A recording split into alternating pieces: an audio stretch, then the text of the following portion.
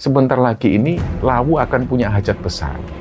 Dan sebentar lagi ada seorang laki-laki yang menyerahkan dirinya sendiri di sana. Iku loh. Iki koyoke bengi iki hajatane. Lah iki gone wis ditabuh. Yang terlihat oleh Mbak Thoyib, Gunung Lawu itu kayak membentuk relief kuno. Dan di puncak itu ada patung kecil kuno dan ada tangga batu ke atas yang memang nggak ada, secara fisik itu nggak pernah ada di peta pendakian normal. Dan akhirnya laki-laki itu diajak jalan menuju ke satu pintu gerbang yang bersinar. Konon katanya itu adalah pintu menuju Kayangan.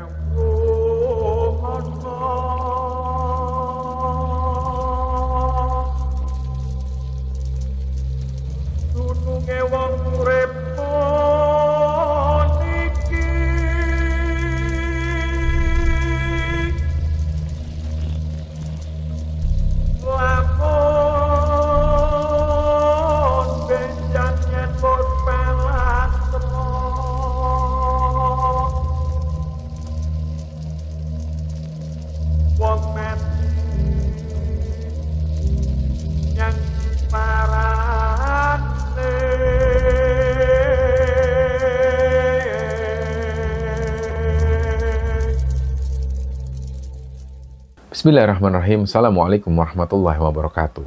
Sobat Gemara Sunyi dimanapun teman-teman berada. Pada kesempatan kali ini kami akan membagikan cerita yang dikirim oleh Sobat Gemara yang bernama Juki yang asalnya dari sebuah daerah di Jawa Tengah. Sebelum kita masuk ke ceritanya, untuk teman-teman yang nonton tayangan ini dan belum subscribe, jangan lupa untuk subscribe lebih dulu agar channel Gemara Sunyi ini lebih berkembang lagi dan kami lebih bersemangat lagi dalam membuat konten-konten terbaru di Gemara Sunyi. Dan untuk teman-teman yang telah mendukung kami sejauh ini, kami mengucapkan terima kasih banyak. Semoga amal kebaikan teman-teman dibalas kebaikan berlipat oleh Allah Subhanahu wa Ta'ala.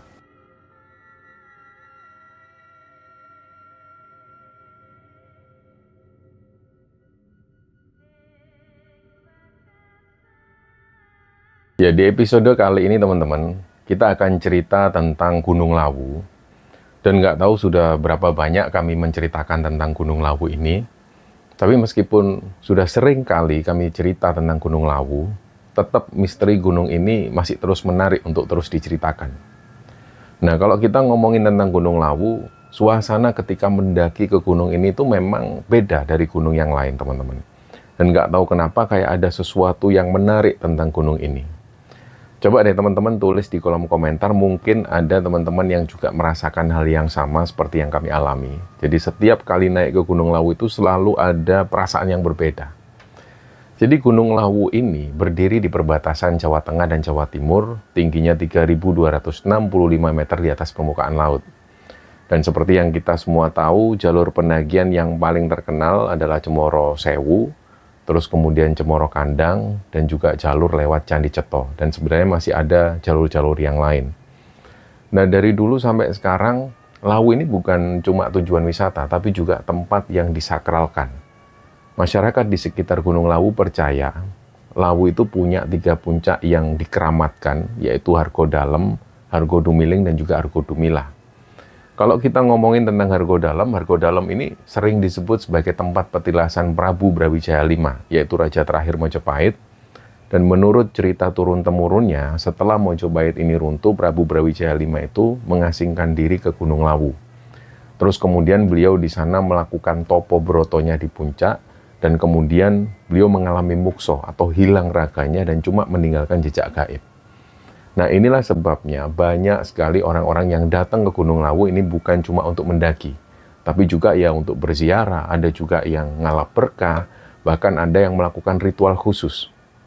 Nah, di jalur pendakian ada satu titik yang sangat melegenda sekali, seperti yang ada di gunung-gunung lainnya, dan pasti pendaki sudah banyak yang tahu, yaitu area Pasar Setan.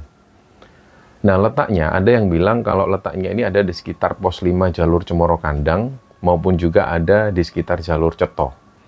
Banyak pendaki cerita ketika sampai di sana, di area Pasar Setan itu, mereka itu tiba-tiba sering mendengar suara riuh. Jadi kayak ada orang yang jual beli di situ. Dan ada yang merasa kalau mereka ini dikerumuni banyak orang. Bahkan ada pernah seorang pendaki itu yang melihat ada cahaya lampu-lampu, ya benar-benar kayak pasar beneran. Tapi ketika dicek, di sekelilingnya ini cuma hutan. Nah, inilah kenapa banyak orang yang percaya bahwa pasar setan ini adalah tempat gaib, pasar dari alam lain yang kadang juga bersinggungan dengan dunia manusia. Dan selain itu, Gunung Lawu juga dianggap punya hari keramatnya sendiri. Jadi ada di waktu-waktu tertentu, Gunung Lawu ini bisa dibilang punya gawe atau punya hajat besar. Dan biasanya ini bertepatan dengan bulan Suro atau malam-malam tertentu dalam penanggalan Jawa. Nah, hajat ini itu dipercaya sebagai pertemuan besar makhluk gaib, semacam ada rapat kerajaan alam lain di sana. Dan konon kalau manusia nekat naik tanpa izin pada hari itu, ya katanya bisa-bisa dia ini mengalami tersesat, bisa jadi sampai hilang, entah tersesatnya itu benar-benar dibawa masuk ke dunia mereka atau seperti apa, wow alam bisawab. Nah, kisah yang akan kami ceritakan ini itu berhubungan dengan peristiwa nyata. Jadi beberapa tahun lalu, mungkin ada teman-teman yang ingat, ada seorang pendaki yang dinyatakan hilang di jalur Cemoro Sewu. Dan namanya itu sempat jadi berita di mana-mana. Tapi dalam cerita ini, kami nggak akan menyebutkan nama aslinya, cukup kita samarkan saja. Dan yang menarik, ternyata jauh sebelum pendaki itu hilang di Gunung Lawu, ada seorang kakek sepuh di lereng Gunung Lawu ini yang sudah mendapatkan hal ini. Istilahnya beliau itu sudah mendapatkan wangsit bahwa akan terjadi sebuah peristiwa di mana ada pendaki yang akan hilang di Gunung Lawu. Nah, kakek ini lebih tahu duluan. Namanya kita sebut saja Mbah Thoyib. Dan cerita ini itu dibagikan oleh salah satu cucunya Mbah Thoyib ini yang namanya Juki. Nah, Juki ini nama samaran juga, dan Juki minta supaya lokasi tempat tinggalnya itu nggak disebutkan dalam cerita ini, karena kalau memang disebutkan, itu sudah pasti teman dan juga tetangganya ini langsung bisa nebak, karena umumnya tetangga-tetangga dan temannya Juki di sana itu juga subscriber Kembara Sunyi juga, dan mereka juga sering nonton, sering mengikuti cerita di Kembara Sunyi. Jadi ketika disebutkan nanti Juki asalnya dari sini, pasti mereka tahu, karena mereka juga mengenal Mbah Thoyib ini. Jadi kita sebut namanya Juki.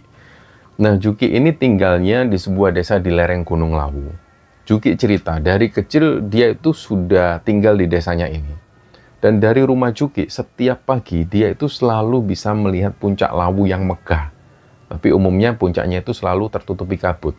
Udara di desanya juga sejuk dan kehidupan masyarakatnya juga sederhana sekali. Kebanyakan dari mereka ini bertani dan juga sebagian jadi buruh di kota.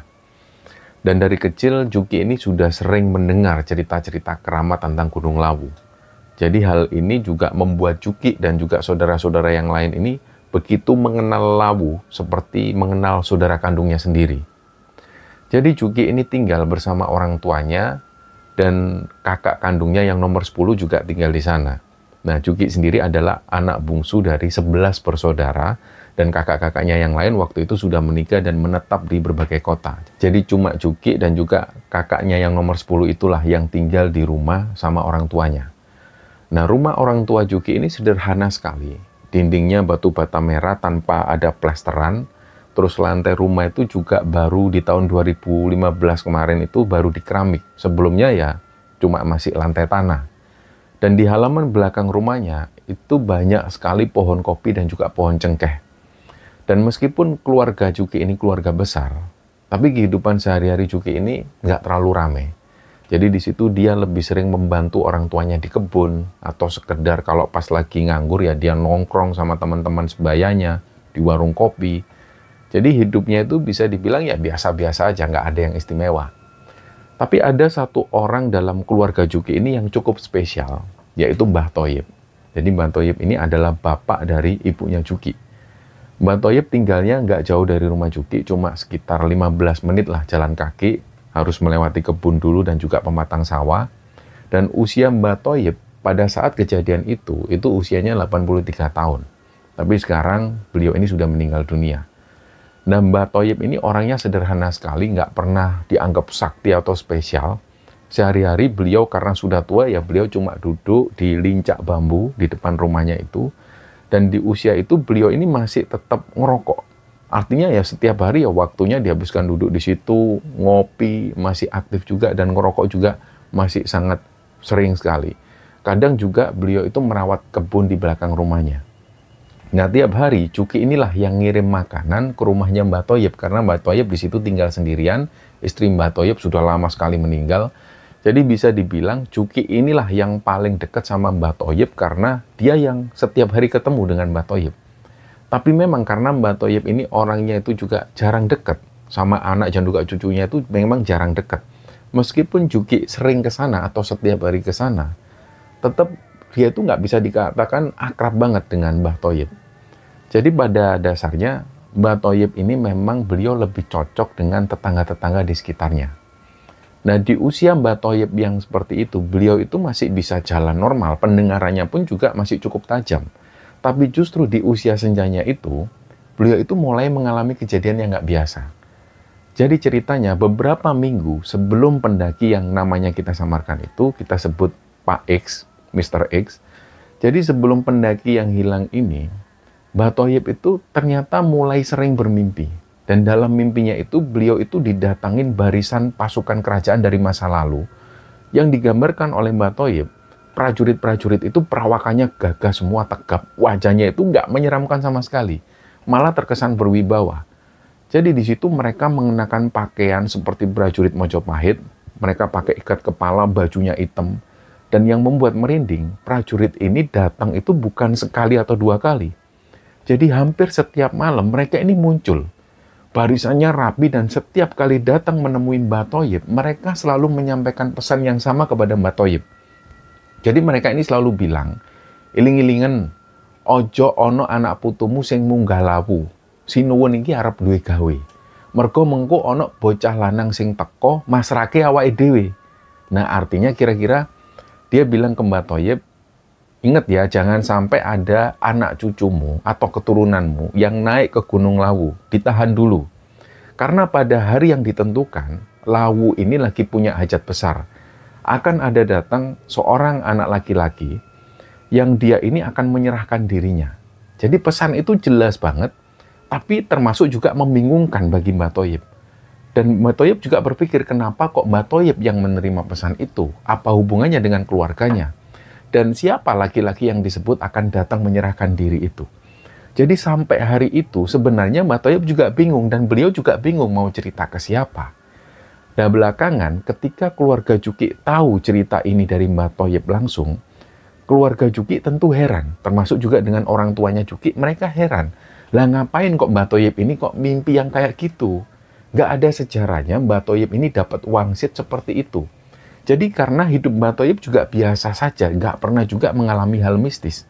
Lah ini kok tiba-tiba beliau mengalami peristiwa aneh seperti itu. Beliau mimpi beberapa malam didatengin beberapa prajurit dari Mojopahit itu, dan para pasukan Mojopahit berkata hal yang seperti itu. Mereka sudah menyampaikan bahwa sebentar lagi ini Lawu akan punya hajat besar. Dan sebentar lagi ada seorang laki-laki yang menyerahkan dirinya sendiri di sana. Nah, kalau kita bertanya tentang siapa Mbah Toyib, setahu Cuki, Mbah Toyib ini lahir di desa kecil di Gunung Lawu di sekitaran tahun 1940-an. Waktu itu Indonesia masih belum merdeka. Kehidupan di desa itu benar-benar masih penuh perjuangan. Jadi sejak muda, Mbah Toyib ini dikenal sebagai orang yang sangat bekerja keras sekali. Pagi-pagi buta itu sudah turun ke ladang, dan sore harinya masih sempat membantu tetangga untuk memperbaiki lumbung padi. Jadi sampai usia tua, itu tubuh Mbah Toyib ini itu masih kelihatan, masih kekar. Juga kulitnya ini juga masih terlihat legam, menandakan bahwa dulunya beliau ini sering kerja di bawah sinar matahari. Jadi Cuki dan keluarga ini bisa memastikan bahwa Mbah Toyib ini bukan dukun. Cuki bahkan bilang ke teman-temannya kalau mbahku ini bukan dukun, bukan juga orang pintar. Tapi ada satu hal yang membuat beliau ini agak berbeda memang, yaitu tentang kepekaan beliau. Orang-orang di desa itu bilang, Mbah Toyib kuwi iku bisa rumangsa, uduk rumangsa bisa. Jadi ini sebenarnya adalah sebuah pepatah Jawa yang mengajarkan kepada kita untuk tidak sombong dan tidak angkuh berdasarkan kemampuan atau prestasi diri. Melainkan, milikilah kesadaran diri dan empati terhadap orang lain, serta terus belajar karena menyadari bahwa diri sendiri belum sempurna. Kira-kira artinya seperti itu. ojo rumongso biso, biso rumongso. Jadi maksudnya di sini, Mbah Thoyib itu sering bisa merasakan kalau ada sesuatu yang bakal terjadi. Misalnya waktu itu sebelum ada angin ribut atau longsor, ini kejadian ini pernah terjadi. Jadi ketika sebelum ada kejadian longsor, biasanya Mbah Thoyib itu mengalami gelisah. Beliau gelisah semalaman, terus besoknya benar-benar ada musibah. Nah, pernah juga ketika Mbah Thoyib ini masih muda, Mbah Thoyib itu diajak teman-temannya berburu di hutan di sekitar Gunung Lawu. Nah, malam hari itu, mereka kemah di pinggir hutan pinus, dan ketika malam, teman-teman Mbah Thoyib ini tertidur semua.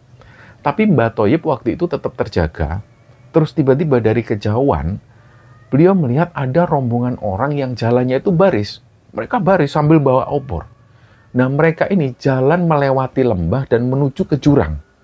Jadi ketika Mbah Thoyib melihat pemandangan ini, beliau kaget, benar-benar kaget dan langsung mendekat ke arah sana.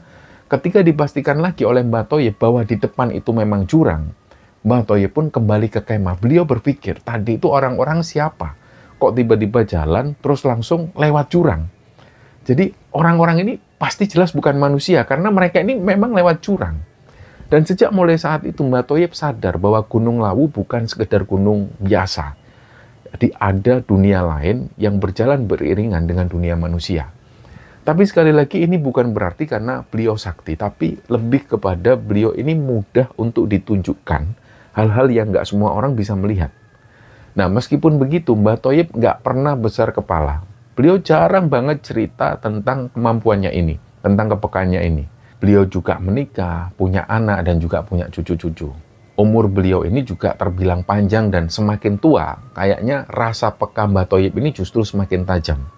Makanya ketika di usia beliau yang ke-83 tahun itu, beliau mengalami mimpi didatengin pasukan kerajaan yang keluarga itu awalnya kaget mendengar mimpi dari Mbah Thoyib. Karena mereka ini sudah lama sekali nggak mendengar Mbah Thoyib bercerita tentang wangsitnya. Kalau dulu, mereka mungkin masih mendengar cerita Mbah Thoyib masa muda, yang bertemu ini, bertemu itu. Tapi kali itu memang mimpinya ini lain. Mimpi yang dialami Mbah Thoyib waktu itu ini memang beda dengan apa yang dialami Mbah Thoyib dulu. Karena menurut Mbah Thoyib sendiri, mimpi yang beliau alami ini aneh.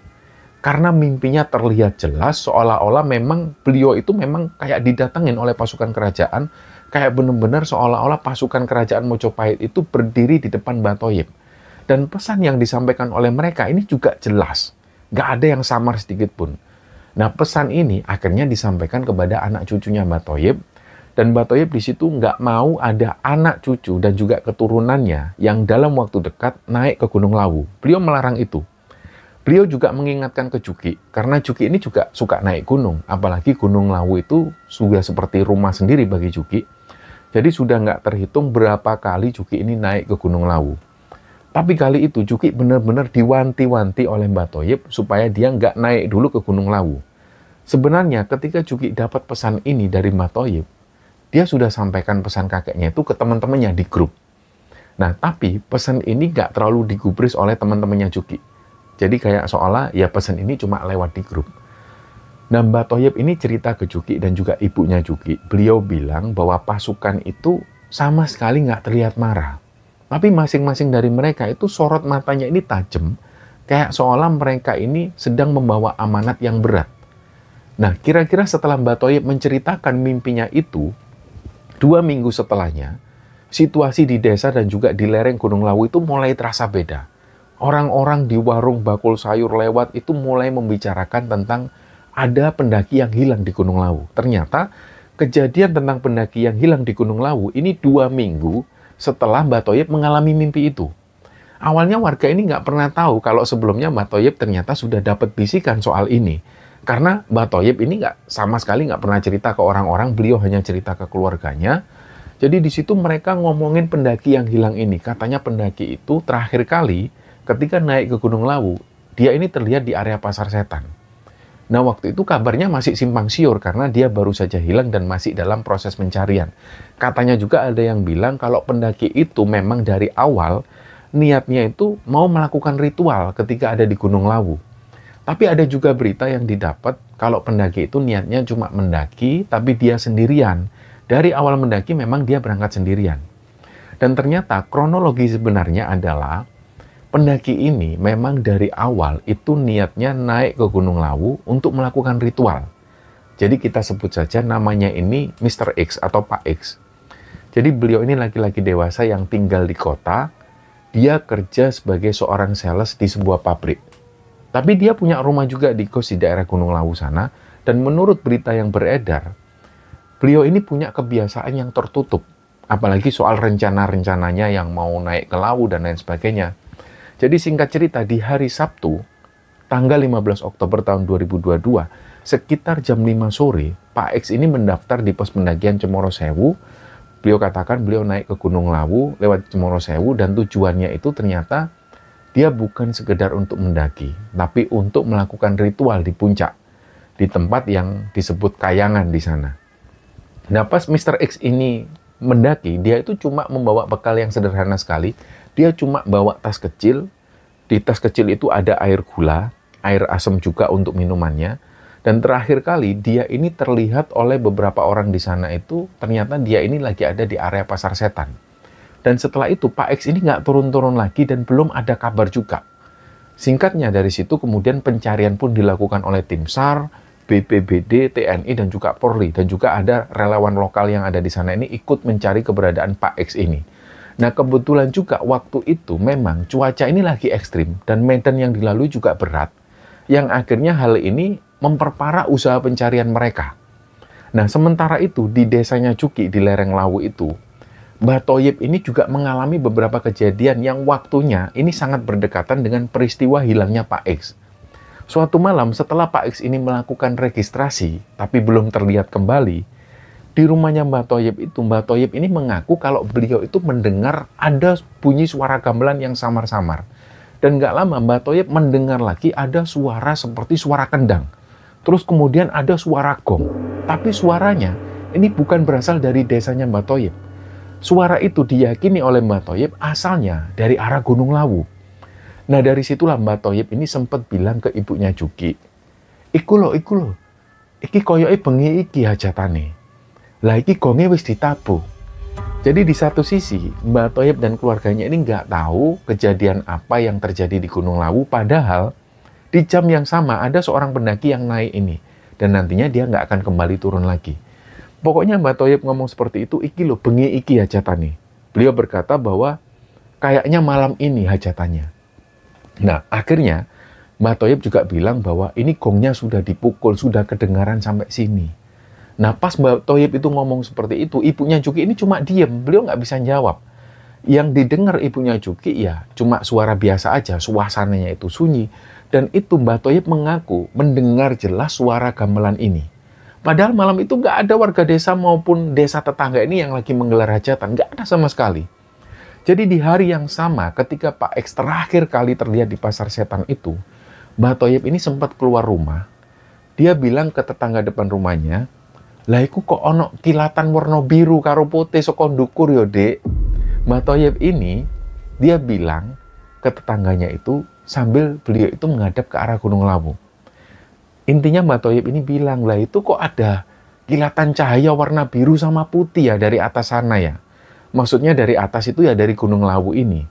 Nah, kata Mbah Thoyib, kilatan itu kayak kilatan petir, tapi nggak disertai dengan suara guntur yang besar. Juga nggak berkelibat awan badai. Jadi malam harinya ketika Mbah Thoyib ini tidur, beliau mengalami mimpi lagi. Mbah Thoyib ini mimpi dia melihat Gunung Lawu itu berubah bentuk. Yang terlihat oleh Mbah Thoyib, Gunung Lawu itu kayak membentuk relief kuno. Dan di puncak itu ada patung kecil kuno dan ada tangga batu ke atas yang memang nggak ada secara fisik itu nggak pernah ada di peta pendakian normal. Terus dalam mimpinya itu Mbah Thoyib ngelihat ada sosok laki-laki yang jalan sendirian di situ. Nah, si laki-laki ini kemudian jalan menaiki tangga batu tersebut. Terus dia kemudian dikelilingi oleh prajurit yang semua prajurit ini berpakaian putih. Dan akhirnya laki-laki itu diajak jalan menuju ke satu pintu gerbang yang bersinar. Konon katanya itu adalah pintu menuju Kayangan. Nah, belakangan keluarga Mbah Thoyib termasuk Juki juga baru tahu kalau ternyata semua yang dialami Mbah Thoyib ini terjadi secara bersamaan atau sangat berdekatan waktunya dengan hilangnya pendaki Pak X itu. Tapi Mbak Toyib sama sekali tidak mengenal Pak X secara pribadi. Salah satu tetangga Juki, beliau ini seorang ibu-ibu tua. Waktu itu beliau ini lagi panen jagung. Terus beliau pulang ke rumah malam hari. Dalam perjalanan pulang ke rumah itu, beliau sempat mendengar ada suara langkah kaki kayak banyak orang yang jalan di belakangnya. Dan setelah berita hilangnya Pak X menyebar ke desa-desa di sekitar Gunung Lawu, suasana kampung Juki itu jadi tegang. Di warung kopi, obrolan warga ini semuanya cuma satu topik. Mereka semua membahas tentang pendaki yang hilang ini. Bahkan ketika kejadian yang dialami oleh ibu-ibu yang baru panen jagung tadi, dia ceritakan juga ke para warga. Akhirnya mereka semua berpikir, ini kok kejadiannya aneh banget. Nah di situ warga ini juga membicarakan tim SAR, yang katanya tim SAR ini sudah bolak-balik naik untuk mencari pendaki yang hilang ini. Relawan juga ikut nyari, tapi hasilnya masih nihil. Warga desa di situ makin resah, sebagian mulai mengaitkan dengan mimpi-mimpi yang dialami Mbak Toyib. Karena ketika berita ini menyebar, pada akhirnya keluarga juga menceritakan tentang mimpinya Mbak Toyib, yang awalnya mimpi Mbak Toyib ini disimpan rapat. Nah, orang tua Juki akhirnya tanya langsung ke Mbak Toyib, "Mbah, apa mimpi yang jenengan ceritakan itu ada hubungannya dengan pendaki yang hilang ini, Mbah?" Nah, Mbak Toyib wajahnya langsung tegang. Beliau sempat diam beberapa saat, terus beliau bilang, "Aku iki jane yo ora kenal karo wong kuwi le. Tapi wis bola-balik para prajurit kae iki teko. Pesane yo padha wae. Jare ana wong lanang sing bakal nyerahke awake." Jadi di situ Mbak Toyib ini bilang bahwa aku ini sebenarnya nggak kenal orang itu, Nak. Tapi berulang kali kok prajurit-prajurit ini datang. Pesannya itu kok yo sama. Kata mereka ada laki-laki yang datang, dia ini akan menyerahkan diri. Nah, akhirnya sekitar jam 11 malam, warga itu tiba-tiba mendengar ada suara kentongan yang dipukul, tung tung tung tung tung tung, dan suara ritmenya itu cepat banget. Nah, kayak pukulan kentongan yang menandakan bahaya. Jadi akhirnya semua orang keluar rumah, mereka langsung menuju ke gardu ronda. Tapi di pos ronda ternyata nggak ada apa-apa, pos ronda kosong dan nggak ada orang sama sekali di sana. Dan kentongan ini juga masih tertata rapi di situ. Tapi warga ini masih mendengar suara kentongan itu berbunyi. Akhirnya ada warga yang teriak, "Weh, suaranya sekondukur, suaranya sekondukur." Mereka teriak-teriak, suaranya dari atas, suaranya dari atas. Sambil mereka ini menunjuk ke arah Gunung Lawu. Juki yang malam itu juga kebetulan ada di pos ronda, juga heran. Dia juga mendengar ada suara kentongan, dan memang kayak seolah suaranya itu memang berasal dari arah Gunung Lawu. Dan di malam berikutnya, Mbak Toyib ini kebangun di tengah malam. Bersamaan dengan itu, Mbak Toyib mendengar ada suara kayak orang jalan, tapi jalannya ini baris. Dengan derap langkah yang kakinya itu kedengaran banget. Brak, brak, brak. Bahkan sampai tanah di rumah Mbak Toyib itu ikut getar. Nah akhirnya Mbak Toyib pun ikut keluar. Disitulah beliau melihat ada barisan prajurit yang jalan. Dan beberapa di antara mereka ini ada pasukan berkuda. Dan ketika mereka jalan itu ada dua prajurit yang mendatangi Mbak Toyib langsung. Dan disitulah mereka bilang, hajatan di atas sudah selesai. Intinya seperti itu. Nah setelah itu mereka pun pergi dan lanjut jalan lagi. Nah di momen itulah Mbak Toyib ngeliat langsung sebuah pemandangan di mana para prajurit ini berjalan terus ke arah Gunung Lawu. Sementara itu keesokan harinya tim mencari ini masih menyisir jalur Cemoro Sewu. Ada relawan yang mengaku mereka ini sempat mencium aroma dupa padahal nggak ada orang sembahyang di jalur itu. Ada juga yang mengaku mereka ini sempat mendengar ada suara orang yang manggil-manggil, "Tolong, tolong."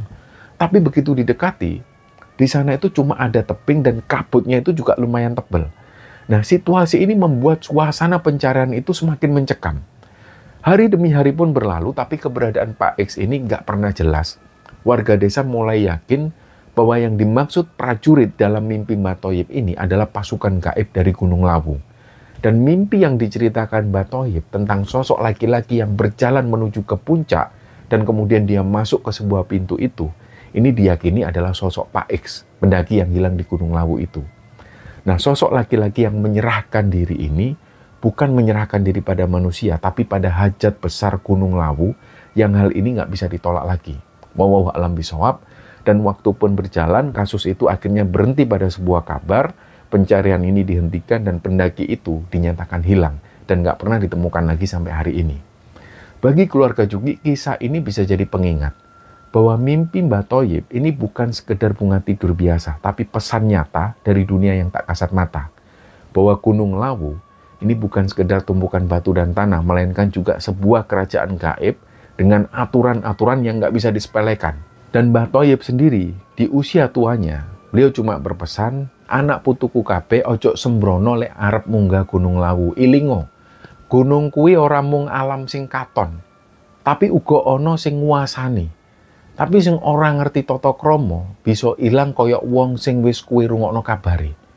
Nah, Mbah Thoyib di situ intinya berpesan, anak cucuku semua jangan sembrono kalau kalian mau naik ke Gunung Lawu.